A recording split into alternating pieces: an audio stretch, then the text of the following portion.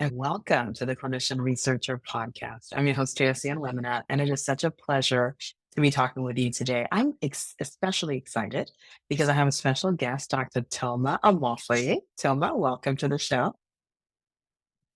Thank you for having me. This is an honor. I'm thrilled to be here. The pleasure is ours. We're so excited to have you on our show. And I wonder if you could introduce yourself to the audience, especially with regard to your journey as a clinician scientist. Well, I'm an associate professor of radiology, and I work in a large academic medical center. I did my training at Duke Medical School and residency at Duke Medical School. So I had come from that sort of, high academic output institution. However, when I started my first attending role, I was hired really as a community-based academic. So I was one of those radiologists who's actually reading studies out in the community, helping to bring kind of high quality evidence based care into community practice settings.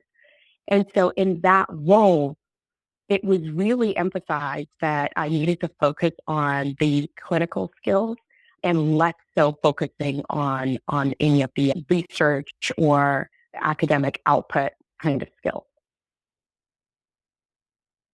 Okay. Are you going to speak more about that? Speak to that a little bit more. Because here you are, hired as a full-time clinician, really, but in a community academic practice. So there is some expectation potentially. There's a little bit of academics with it, but you really are tasked with being clinical. How did you now make this transition to start doing research on top of that? Well, I think the first thing is that I had a hobby that I couldn't quite let go of. It really was a passion of mine to try to empower clinicians outside of the United States who are practicing in low resource settings to be the best clinicians they could be with the resources that they have available. And so the hobby that I had while I had this very clinical job was to create educational content for radiologists who are practicing in low to middle income countries. What is really interesting in radiology is that when most of the world started expanding their frontiers and engaging in global health, radiology lags behind because a lot of our work is dependent on really expensive, really bulky technology that was really out of the reach of a lot of countries that were still developing socioeconomically. And so, you saw this revolution, I think, like in internal medicine, you saw this HIV care led by partners and Paul Farmer. You saw these incredible roles in neonatal medicine. You saw all of this work on maternal fetal medicine, maternal mortality outcomes. And radiology just really wasn't participating in the same way in global health because we really were hampered by not having the technology available on the ground there that we would want to use to improve outcomes. And I think for me, practicing in a place that is so well recognized, it was a light bulb moment to realize that what was really providing excellent outcomes in our practice wasn't access to all of the super high tech equipment. It was actually the ability to navigate the high tech equipment or the entire spectrum of available equipment based on your expertise. It's still precision medicine, right? And that precision medicine could be about offering a patient the newest thing on the market, or it could be about offering a patient something that's been around for a long time. It's cheap, it's really widely available, but it's actually going to answer their question in a way that does it quickly and definitively and minimizes, their adverse effects.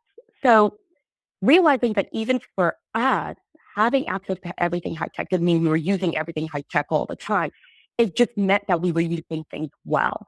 And it made me, as somebody who is an immigrant, really aware of the potential that remained in places that didn't have all of the newest equipment to still provide a lot of really precise medicine to try to reduce breast cancer disparities globally. And so I started out just with making videos and placing them online. And thankfully, my department was very generous and they allowed me to use the department learning management software to create a website. And so each video had a pre-test and a post-test. And, in talking with the collaborators, my friends, my colleagues who are working abroad, they would basically be the ones to dictate the topics they needed to hear about. And we could collaborate on what would be really the best answer to managing that disease state in a setting that was, you know, sort of lower resource. And so it just kind of grew and grew and grew. And one thing led to another, and we found that one third of the residency programs in Singapore kind of signed up to use this as their, adjunct, educational adjunct for their residents who are trying to learn breast radiology. And it was a game changer for them because prior to this, they would have to send their residents outside of the country, to the US or the UK, to get this kind of training. But again, they're getting that training in a resource rich environment that doesn't really mimic what they may necessarily have at home. And so now providing this resource that was resource adapted, it's available online. It was something that was being customized as we went. It ended up providing a lot of value to the teams that were using it. And so one thing led to another. This gets more into the topic of the podcast here. I was really, really encouraged by my department leaders, my department chair, to publish it because I was spending so many nights and weekends doing this on my own time. And she said, it doesn't matter how much effort you put into it. It doesn't have the value unless it takes the shape of academic currency. And academic currency is publications. And so if you cannot create a scholarly question around what you're doing, if you cannot create publications around what you're doing, you're not receiving the maximum benefit for the input that you are actually working on. Okay. I want to go back to the very beginning where you call it a hobby. And I just want to ask you about that because what I hear as you're talking about it just is that you had so much passion and it was kind of just a really strong pull to make a difference. And so I think a lot more than a hobby for sure, but I want you to speak to why you think of it as a hobby or if you would describe it differently. Yeah, I thought of it as a hobby because starting out as an attending, everyone's asking you to define your area of academic interest. What are you going to do your research in? And to me, it felt like the areas I would perform research in were different topics than this, right? It was what is the cutting edge of the field? What is the newest question that's being bandied about in our journals? And those to me felt like my areas of interest. Education and teaching is something that I'd always done, right? So I was a peer learning leader doing tutoring in college. It was one of my first jobs. I had done all sorts of little teaching things as a resident and throughout my career. And education was something that I wanted, which is why I signed up to be this, with an academic practice. But it didn't feel to me like I was approaching this in the way that you approach something where you have a hypothesis and you have, a very clear idea of what you're building and who your team is and what your outputs are going to be. I really was approaching this as something that allowed me to scratch the itch of wanting to teach because I just enjoyed that for its own sake. But I think in a broader sense, what this means is that we often have passion in academia that may not be the specific area of your interest, right? So my initial publications were in other topics, but that little passion for teaching itself was something that I was going to carry with me throughout my life. And today, even if I wasn't publishing on this topic now, even if it wasn't now a part of my official role, I would still be doing some teaching. I think that, especially when you're an academic, you're probably an academic because you are a tinkerer. That's what I say. I think most of the academics are tinkerers. You look at things and you think, how could this be a little bit better?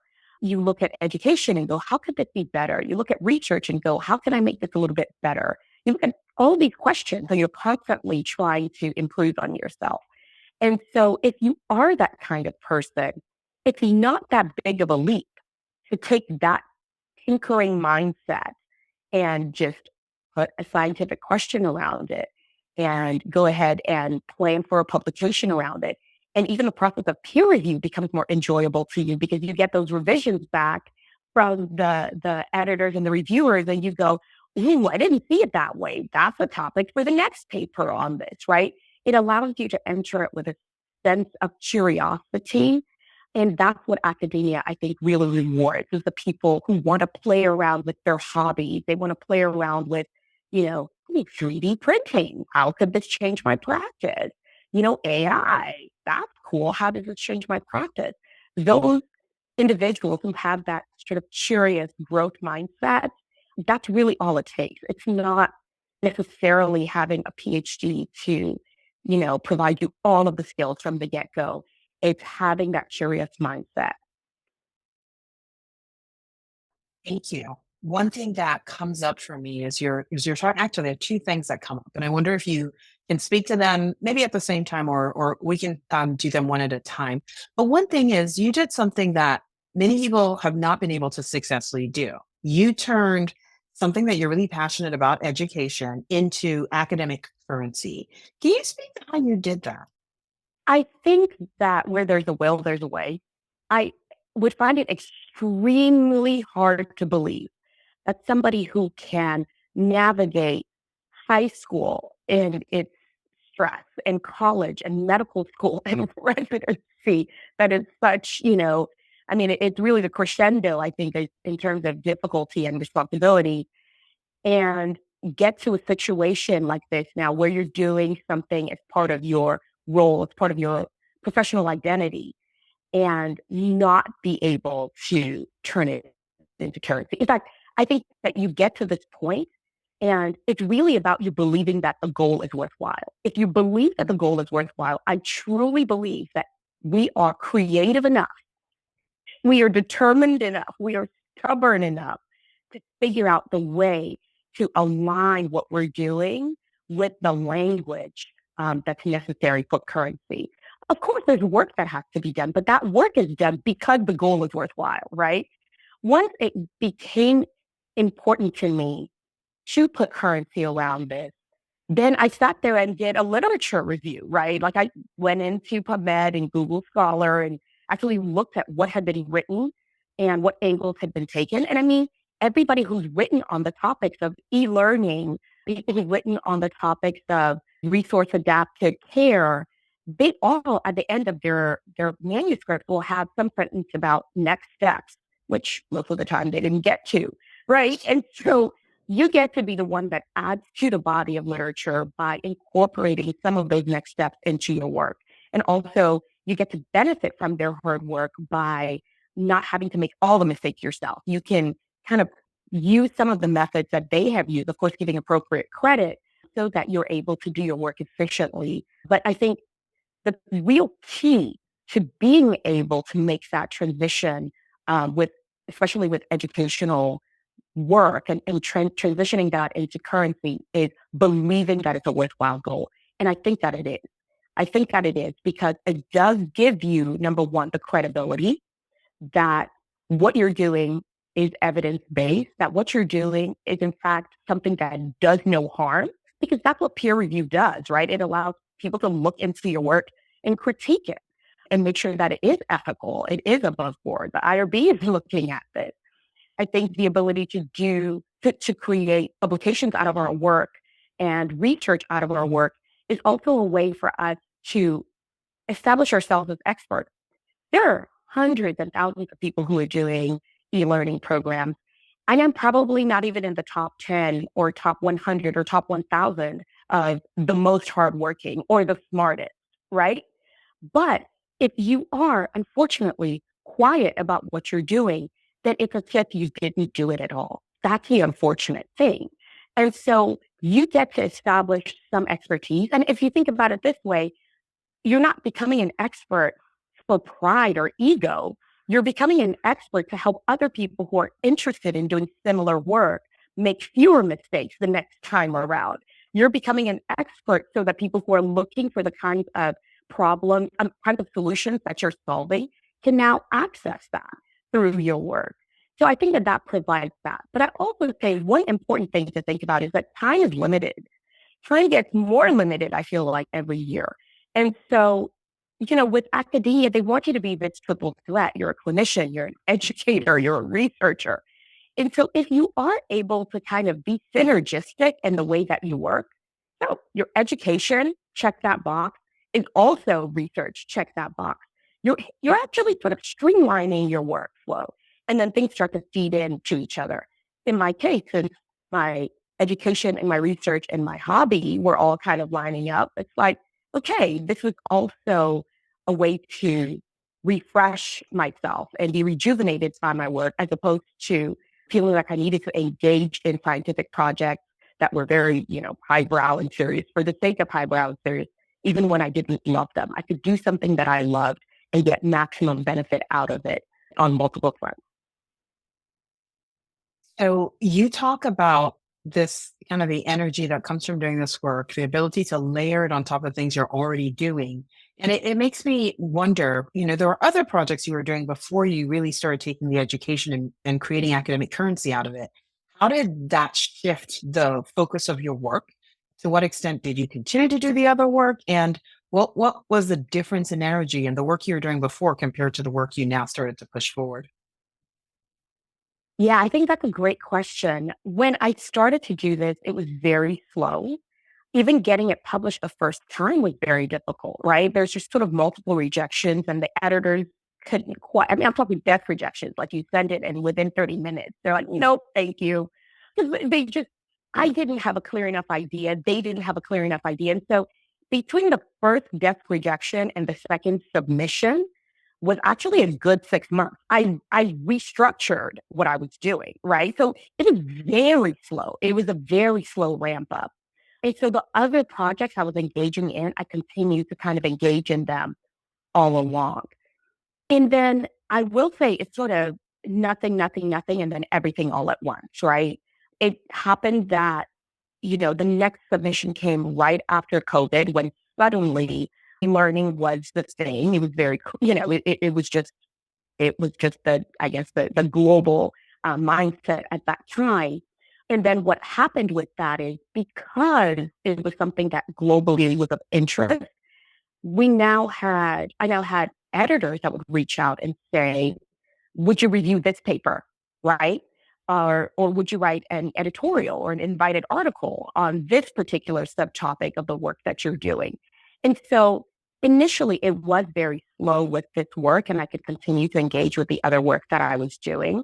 But at the point where I decided to apply for a grant, so a foundational grant for this work, a foundation grant for this work, I knew that, I mean, just the grant writing process itself, right? Like, I did not have a master's degree. I don't have a PhD. I've never done it before. The process of trying to write a grant, I had to slow down just about everything else that I was doing to learn this, right?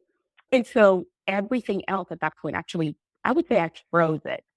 And I started to go very seriously to grant writing. Now, when I submitted the first grant, which I did not get, and the second grant, which I did not get, and the third one, I think I got the third one. Maybe I didn't get the third one, might have been the fourth one. But each of the comments that came back from all of those grants showed me where I had gaps in my research. So they gave me additional topics in this work that I could then explore to publish papers on to strengthen my next application, basically, which may be the hard way. I don't know. Maybe I should just have kept applying to more grants more frequently instead of trying to actually respond to what reviewers were saying. But it actually allowed me, again, to build that credibility as I went along. And so at that point, once I got to the point where now I'm applying for grants, I really did kind of stop the other things that I was doing. Once I got the first grant, and in the process of doing that, of course, you have collaborators that you've now built around you and mentors you've built around you locally at your institution and nationally and attached to the grant itself. It felt more like the work was more shared. And so it was now easier for me, I think, to start to pick back up some of the other topics that I had dropped. And I think that that's a decision each person makes is, do you want to just be 100% in this particular field? Are you interested in still, being this multifaceted researcher? I think that depends for everyone. But I did become more selective about asking people, what is it that you would need from me on this project? And what is the timeline on this, so that I could be more careful about how I was able to distribute my time and what projects I was really going to be truly be able to invest in and, contribute to in a way that was beneficial for that team. Wow, I see a lot of kind of strategy, strategic investment and focus when it was time to do that. And then, kind of once there was a cadre of people involved and working collaboratively, you could let go of some of the heavy lifting to go back into some of the other work. So it sounds like kind of selective, zooming in and zooming out as needed. Yeah. Yeah, I like Yeah. that. Zooming in and zooming out. I like that. Absolutely. And I did this, right? I listened to a lot of podcasts and read a lot of books. In fact, most of the time I wasn't even reading books about academia or research. It was probably about strategy and maintaining different skill sets and strengths, because there's strengths that I have and there's strengths that I don't have, and learning how to find the right collaborators for it. There are teams on which, they probably consider me a great co-author. And there are teams where I probably just did not bring value because the role that I was offered was not one that matched my strengths. And so that was a big part of it for me, was if I have limited time, can I spend some time on strategy instead of just trying to spend all the hours on doing work, right?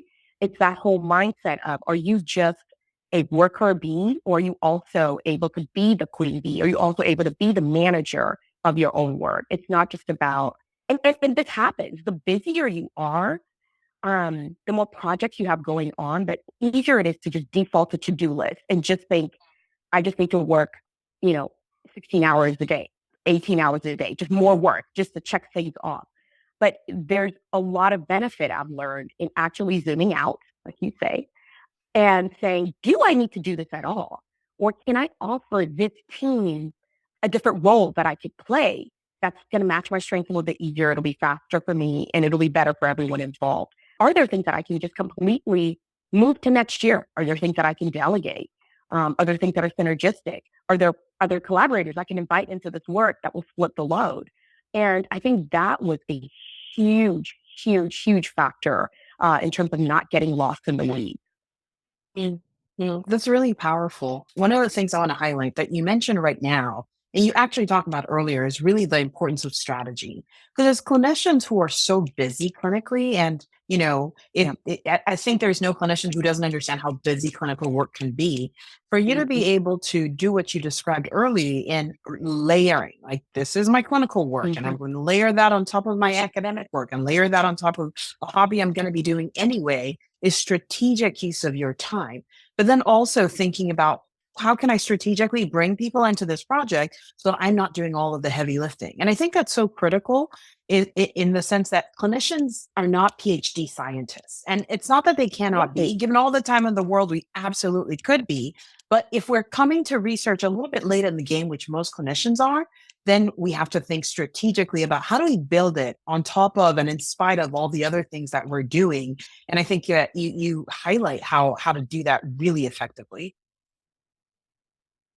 Well, thank you. I think it sounds so much cleaner in retrospect than it felt in the moment. It felt really messy. And you know what? That's worth saying. It felt messy. It felt like I was pulled in a million directions. And there's probably people who were more strategic than I was who could have done it in a way that was more seamless. But I do want to encourage those for whom it does feel messy, that doesn't necessarily mean you're doing it wrong or that it won't be successful. It's that, as with anything else, you're developing the skill sets that allow you to make each iteration better and more organized than the previous one. Um, and one of the things I ended up learning, right, were what are the tools that are available at my institution. And there were a lot of them, right? Like there is a grant writing office that will assist with reviewing your grants. Like most of it is just editing, right? Not necessarily scientific writing. But that was helpful because then I don't need to sit there and parse out whether this needs a comma or a semicolon. We can leave that. We can just get to the meat of what needs to be discussed. So, really figuring out what tools were available that I could harness was helpful. I reached out to people who had previously been awarded the grant that I was going after, and they were so kind and shared, components of what they had written with me and mentored me through it. In fact, we became friends, right? Because they were applying for other grants down the line, and or they were trying to work out a research question, and they would run that by me. And so it actually, again, becomes synergistic because it's an area of interest anyway. And so reaching out to those people, they become your friends, they become your collaborators. We've now collaborated together on other projects, really thinking about what do I have in my toolkit. And that includes people. What people do I have in my toolkit? What, resources are my institution? What resources do I have from, the research training class that I took in medical school? What can I find from there? You have a lot more than you think. Tell me about mentors who supported you in this process. Well, that's a great question. I think that I had sponsors more than I had mentors, but I didn't realize it at the time. So, I had a department chair who saw this vision from day one, and she just would talk to me about what did you do this weekend? Like I was recording videos, and she would go, "Have you applied for that grant yet?" She just saw this vision from the beginning, and I think that push was really important. I think when I now got to the point where I was applying for the grant because I wanted to have more flexibility in my schedule. That's another reason to, you know, make the transition is if you do have grant funded work, typically that protects your time. You have more flexibility in your schedule. When I went to go do that, I that's really when I realized, oh, she's a sponsor. She's not necessarily a mentor. She's not necessarily the person who's going to, line edit the work that I'm doing. She's too busy. She's got too many things going on. But again, I think once you believe in the goal, which she did, it's such a motivator then to figure out all the things between here and there. I also had sponsors who had were interested in the big picture of how can we get radiology more interested in global health, period. And so they weren't necessarily sold on what I was doing. They didn't know anything about what I was doing, but they overall had a belief that this was important.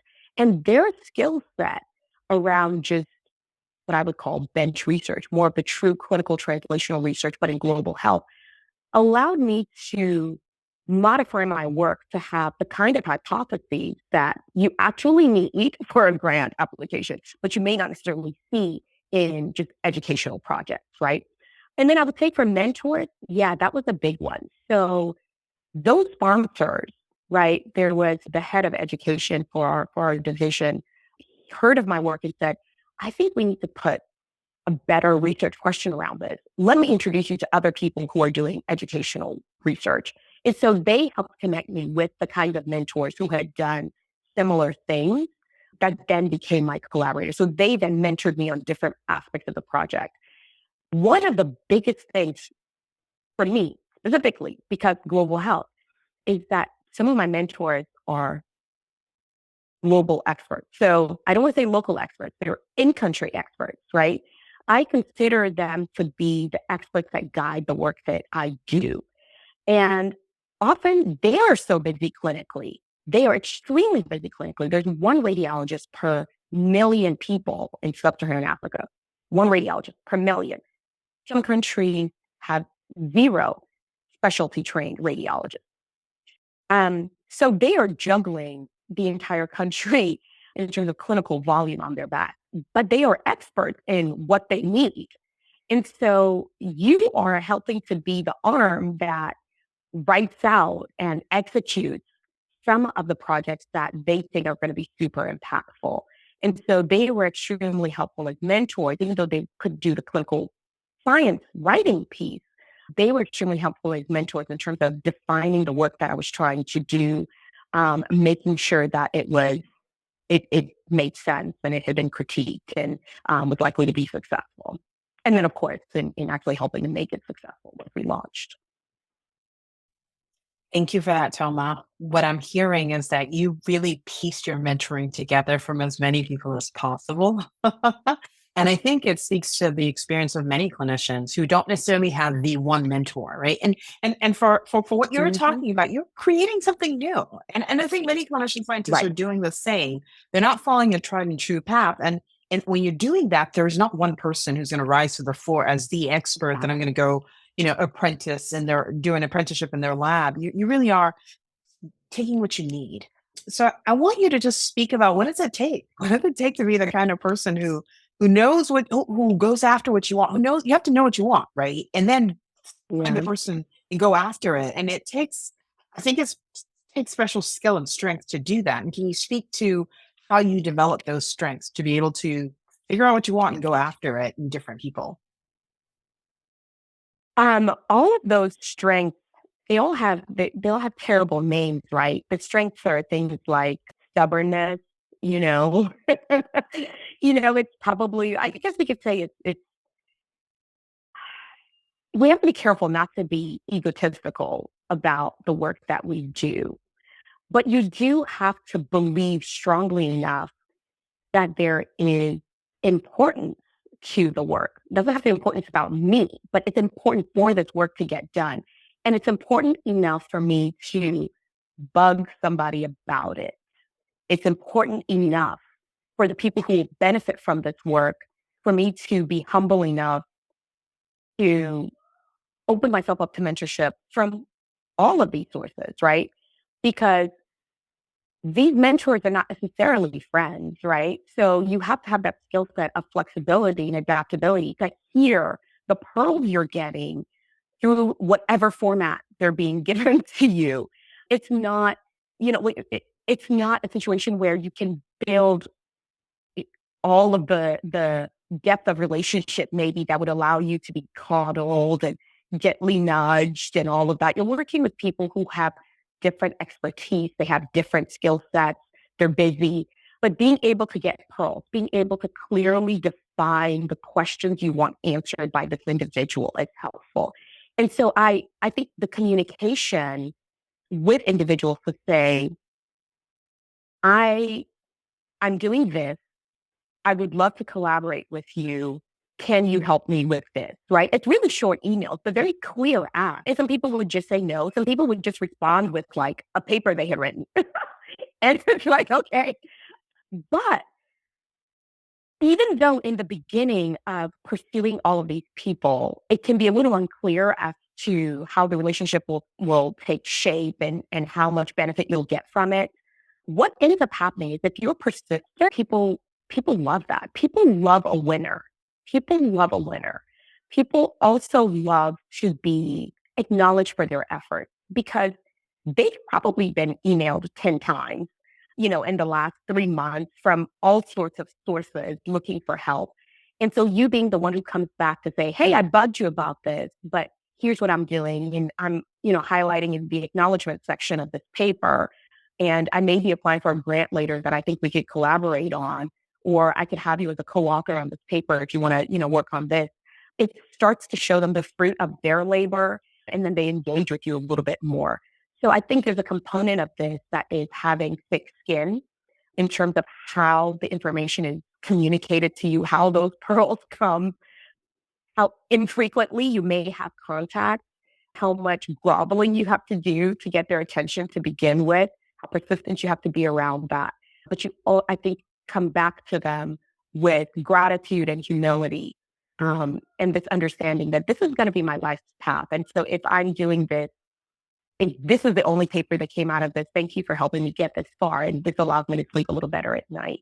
So I think, I don't know if you could find the skills in there, but maybe I threw some skills in there that folks could use. I hear you talking about the importance of knowing what you want, the skill of being able to clearly define it for someone else so that they're very clear on what you want. And they can say yes or they can say no, but at least you're making it very explicit.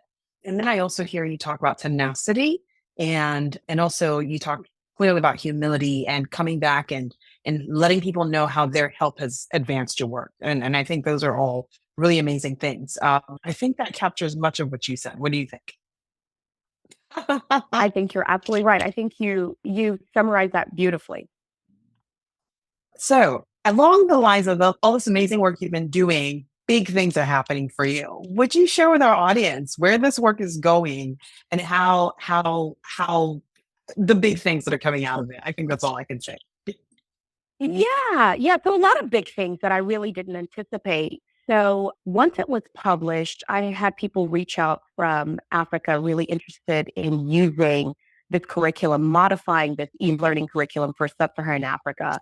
And so we applied for a grant, which was funded to modify this for sub-Saharan Africa. One of my collaborators actually also helped us to create more sustainability around this project in terms of doing not just the online learning, but what we call Project Echo, which is telementoring, where people show monthly cases, which, I mean, as a community now that is so wide, we have people monthly who join from Zambia, Tanzania, Nigeria, Ghana, Uganda, Rwanda. I mean, just all over sub-Saharan Africa using components of this curriculum and this educational community. And then as part of this work, and again, I think the benefits of building credibility around this, as our institution itself decided to reframe its strategy for global health, and they were looking for experts in breast cancer, the fact that I had publications in this and I had a grant in this meant that, I ended up getting an institutional role as director of breast imaging for global oncology to help create curricula and seminars for different countries, Mozambique. We have projects throughout the Caribbean, Indonesia. So now leveraging institutional networks. And the institution also collaborates with the World Health Organization and Pan American Health Organization, which is the sub-regional office of the WHO for the Caribbean and Latin America, and and collaborates with the International Atomic Energy Agency. And so I get to kind of leverage the skill set and all the mistakes that I've made in trying to help these international agencies both create programs for the countries that they serve, but also better define the problems in those countries. Because I can say, here are all the roadblocks I've faced working in X, Y, and Z country. And that becomes something that helps to inform guidelines, right? And helps to inform further processes going on. So I'm really not saying any of this because has happened because I'm so brilliant. It really all is a combination of all the things, right? Certainly hard work, but also these collaborators who remembered that, hey, Toma's doing something in Zambia. So, let XYZ person know that she should be is someone who should be considered for this role. Right. So it all of the things snowballed, all of those same frameworks I put in place. The fact that I was reading business books around strategy, and well, those business books also had leadership skills that, okay, now you have a team that you have to lead, right? I think all of the pieces that we put in place to do our work as thinkers that we are, we're able to go back and use all of those same pieces to implement the work and to find, I think, effectiveness in the work that we're doing. So it's been great. We applied for another foundation grant just earlier this year, and that was funded. In fact, they overfunded. They offered to fund more than would even ask for, which was just blew my mind.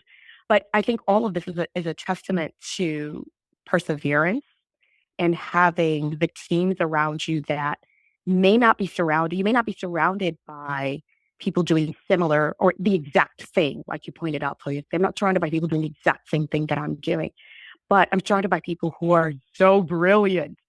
And the fact that they'll ask tough questions and they'll offer just tiny little pearls that are just game changers.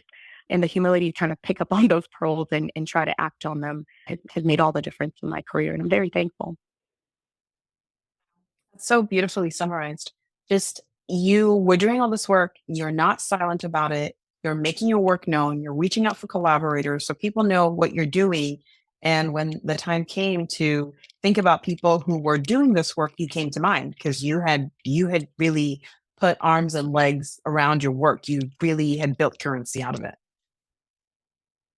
Yeah, the currency is, it turns out that's important. Well, I feel like you said so many amazing things. We're coming to the end of the show, and I just wonder, is there anything that you feel has been left unsaid that is important for the audience to know? Because many people are trying to make this transition, feeling that it's so hard, feeling like they're not supported, and somehow you kind of have all of that in the back of your story. We didn't ask about your challenges, but I feel like many of your challenges Mhm. came through. But I wonder for someone who feels like, wow, this is hard, what are some thoughts that you wanna share kind of in the closing? One thing I'll share in, for some people, this relates to kind of imposter syndrome. I think when you're going into something new, as somebody who's been a perfectionist in most of the other areas of your life, and you have, exceeded expectations in most of the other areas of your life, going into something new can be extremely difficult because you're not good at it. And so you can spend a lot of time really beating yourself up. And what that does is just create more angst around the work beyond the challenges that you're having. There's like the external challenges, and now you're creating internal challenges that make you want to procrastinate and not do the, I mean, it's this terrible cycle. I think that approaching this from a sense of gratitude was so wonderful for me. I came in feeling as if I was hired to be a community based academic. I was hired to just, you know, work in the clinic. And the fact that I get to do any of this is above and beyond what I would have imagined, right? Like I'm what a gift. I didn't earn any of this. Like I didn't go to, get a PhD. I didn't do any of the things that you normally would do, but I'm getting to do this kind of work that some of the people who have the PhDs are doing. And so when I came into it with that mindset, it created a sense of humility. Yes, if I walk into a room and it feels like everybody there has a million titles and they're all MD PhDs and they've got, multi-millions of dollars in funding, I'm not walking in there thinking, woe is me, look how unqualified I am to be in this room. I walk into the room and I think, what a gift. I don't know how I got in this room with these people, but I'm going to use up every second of my time in here. I'm going to ask every question. I'm going to make every connection. I am taking notes. I am becoming friends. I'm following them on LinkedIn. I want to see their pathway. I just walked in with the sense that no, I don't actually deserve to be in this room. I don't know how I got here, but you guys are, I mean, you're going to hear from me now. Now I'm in. And I think it also made it more fun so that it was collaborative. It wasn't competitive, right? I'm not in this room thinking, look at what they have versus what I have. It's like, look at what they have. We could do this together. And I think going in with that mindset is generous and it's a growth mindset that allows you, I think, to really get the full juice out of the work that you're doing. So beautifully said, and what a great way to end the show. I think it's coming at it with a sense of gratitude. It just changes our whole perspective, and so thank you. Thank you for sharing that. Well, everyone, you heard Dr. Toma Omofoye. It is hard, but it is not impossible with creativity, hard work, and really pursuing the right mentors and sponsors and collaborators. So much of this is possible. Dr. Toma, I want to say thank you so much for being on the show. Thank you so much for having me. I really appreciate the opportunity. It is our pleasure. All right, everyone. Thank you for listening. We look forward to having you again on the next episode of the Clinician Researcher Podcast. Wonderful. Bye.